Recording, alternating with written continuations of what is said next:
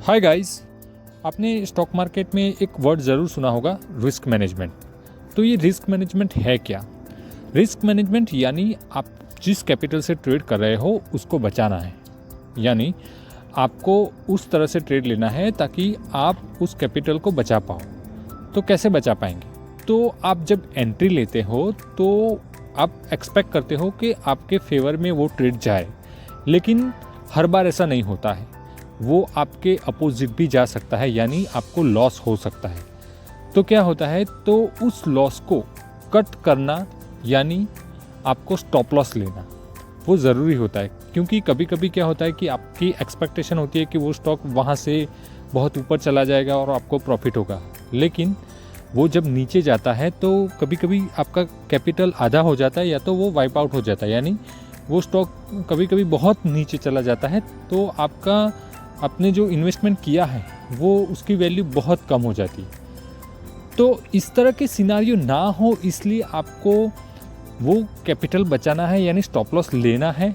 कुछ ऐसा level decide करो जब आप एंट्री करते हो तब, कि इस लेवल के नीचे अगर स्टॉक जाता है तो मैं एग्जिट हो जाऊंगा। तो वो कैसे डिसाइड होता है कि कितना आप रिस्क ले सकते हो और कहाँ आप एग्ज़िट करना है? तो आप अपना रिस्क डिफ़ाइन करो कि जब एक ट्रेड लेते हो तो उसमें आपको पता होना चाहिए कि आप कितना रिस्क बियर कर सकते हो, यानी कितना रिस्क आपके लिए सही है।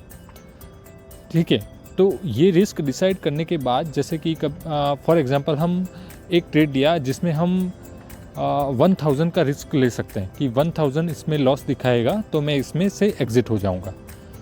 तो इसमें ऐसा करना है कि आपको इतनी ही क्वांटिटी लेनी है, जो एक लेवल डिसाइड करो कि यहाँ पे मेरा एंट्री है और एक लेवल के नीचे मेरा एग्जिट हो जाएगा, स्टॉप लॉस में ले लूँगा।